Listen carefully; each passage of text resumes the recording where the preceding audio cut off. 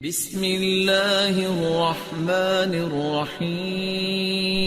فل اسباب اختیار کرو، اس کے بعد دعائیں بھی پھر قبول ہوں گی، پھر اللہ پہ نظر رکھو۔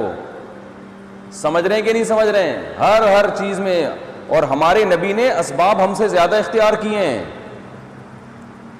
غزوہ خندق میں دیکھو نا، چاروں طرف سے قبائل نے مل کے حملے کا پروگرام بنایا، تو آپ صلی اللہ علیہ وسلم کہہ سکتے تھے اللہ اب یہ تو میں نہیں کیسے لڑ سکتا ہوں ان سے، بس تو ہی اب مدد کرے گا۔ نہ نبی کو معلوم تھا کہ جو میری ذمہ داری ہے پہلے میں پوری کر لوں۔ مستطعتم، جیسے قرآن میں آتا ہے، جتنی طاقت اور وسائل میرے پاس ہے پہلے میں جھونک دوں، اس کے بعد کیا کروں گا؟ اللہ سے دعا۔ تو آپ کے اسباب وسائل کیا تھے؟ اب دیکھیں، بہت اہم پوائنٹ ہے، اس کو سمجھیں۔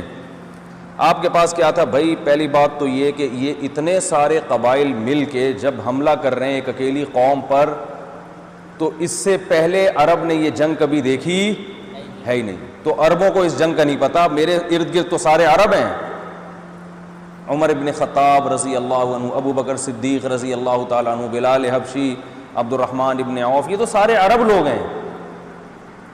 تو عقل یہ کہتی ہے، یہ بھی نہیں کہ بیٹھ کے استخارہ نکال دیا، استخارے میں جو آئے یہاں سے شروع کریں یا یہاں سے لڑائی شروع کریں، نہ، بلکہ آپ صلی اللہ علیہ وسلم نے فرمایا کہ پہلے تو اعلان کیا بھائی کوئی ہمیں مشورہ دے کہ اس بارے میں کسی نے پہلے ایسی جنگ دیکھی ہو۔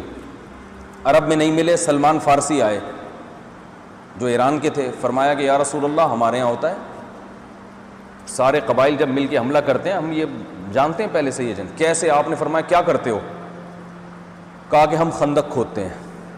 اتنی بڑی خندق، گڑھے کھد گئے، دشمن کا گھوڑا جو ہے اس خندق کو پار نہیں کر سکتا۔ میں اور آپ ہوتے نا، ہم کہتے ہیں ان کو دیکھو، گویا مدینہ کے چاروں طرف گڑھے، اتنے لمبے لمبے گڑھے، بھائی کوئی مشورے کے لیے بلایا تھا، سزا دینے کے لیے نہیں بلایا تھا۔ ہم یہ کہتے ہیں نا جی، ہاں، رمضانوں کے دن تو مشورے کے لیے بلایا تھا۔ یہ کیا بات کر رہے ہو؟ گرمی میں ہم گڑھا کھودنا آسان کام ہے؟ نہ، نبی صلی اللہ علیہ وسلم ان کے مشورے پر غور کیا، آپ نے اور غور کیا بھائی اس کے علاوہ کوئی آپشن نہیں ہے۔ اب مسئلہ یہ ہے کہ گڑھے کھودیں کیسے اتنے؟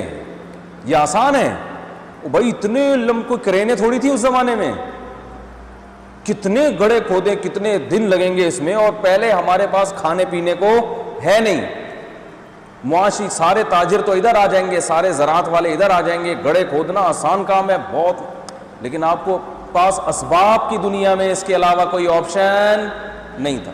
اب ہم ہوتے ہیں نا، ہمارے یہاں کے جو وہ دیندار جن کے پاس علم نہیں ہے وہ تانے دیتے، یہ اللہ سے، یہ لوگ جو ہے نا اللہ سے نہیں ڈرتے، یہ انسانوں سے ڈرتے ہیں۔ دیکھو کس ٹینشن میں اپنے ساتھیوں کو ڈال دیا۔ بچانے والی ذات کیا ہے؟ اللہ کی ہے، مدد تو اللہ کی طرف سے آتی ہے۔ جتنی ٹینشن یہ گڑھے کھودنے میں لگا رہے ہیں، اتنی وظیفہ پڑھنے میں، دعا میں لگا لیتے، بھلا یہی ہوتا کہ نہیں ہوتا؟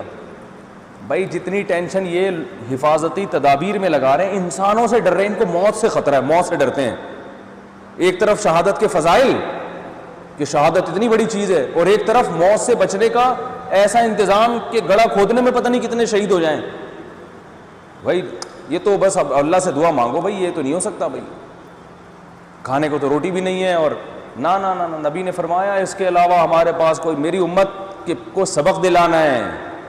اگر آج ہم نے دعاؤں میں لگ گئے، وظیفوں میں لگ گئے، تو امت کہے گی کہ جب کوئی ایسا مسئلہ آئے گا تو ہم ڈاکٹر عبد القدیر خان کو مشورہ دے گی بم بنانے کی ضرورت، بولو بھائی بالکل بھی نہیں۔ کیا کرنا ہے انڈیا کے خلاف بم بنا کے بلا وجہ خام خامے؟ ہمارا امیج ویسے ہی دنیا کے سامنے خراب ہوا ہے۔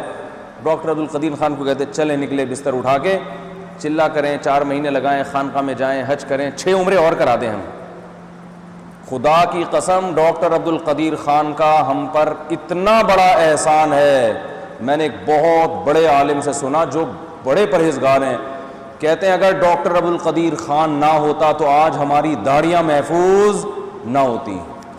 آپ کیا معمولی سمجھ رہے ہو؟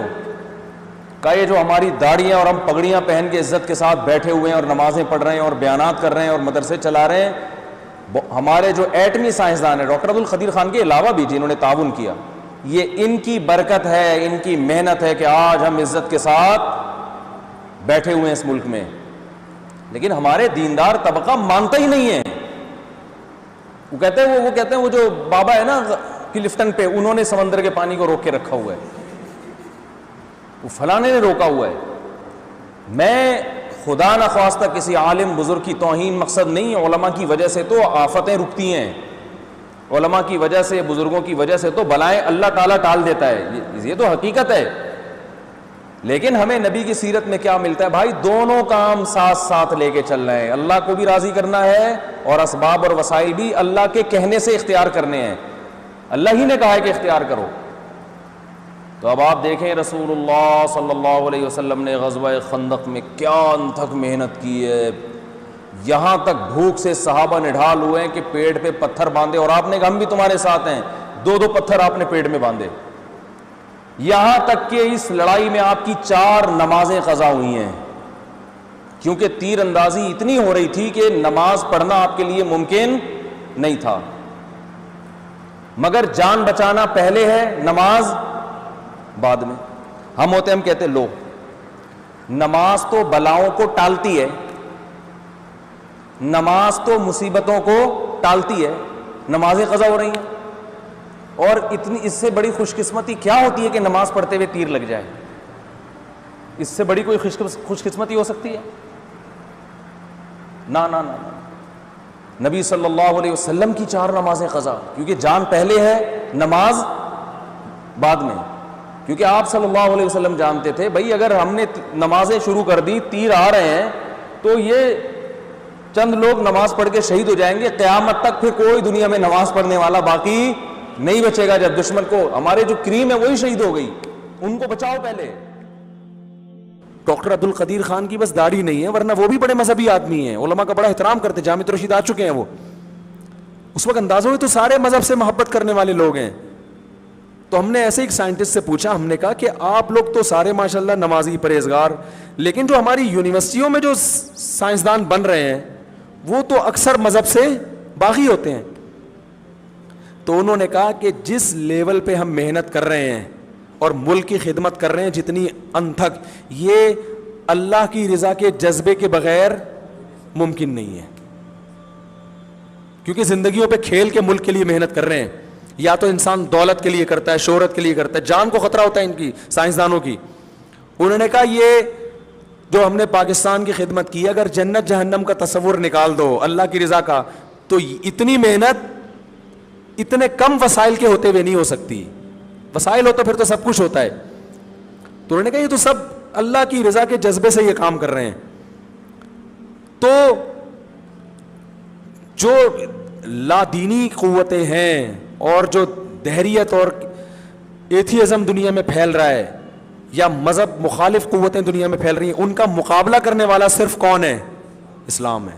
اور یہ پیش کس نے کیا؟ کسی بڑی یونیورسٹیوں میں نہیں, اس کے لاء کو لکھا گیا. یہ پیش کیا گیا 1400 سال پہلے, جو پہاڑوں پتھروں کا دور تھا, جب نہ جہاز نہ جناب گاڑیاں, بالکل ایک گاؤں دیہات کا ماحول. ہمارے گاؤں دیہات جو آج ہے نا, ان کا شہر اس گاؤں سے بدتر ہوا کرتے تھے. کوئی یونیورسٹی نہیں, کوئی ادارہ نہیں. ایسا محمد صلی اللہ علیہ وسلم نظام پیش کر کے چلے گئے, اور پھر اس نظام کو ہمارے ائمہ اربعہ نے, ابو حنیفہ, شافعی, مالک, احمد بن حنبل, ان 4 فقہاء نے ریٹن فارم میں بھی لکھا. سمجھ رہے نا, ریٹن فارم میں آ گیا, پھر اس پہ کتابیں, پھر شروحات ہوتے ہوتے ایسا جاندار نظام وجود میں آیا کہ ہر مسئلے کا حل اس میں موجود ہے, اور وہ لبرلزم کے بالکل مقابلے میں ہے.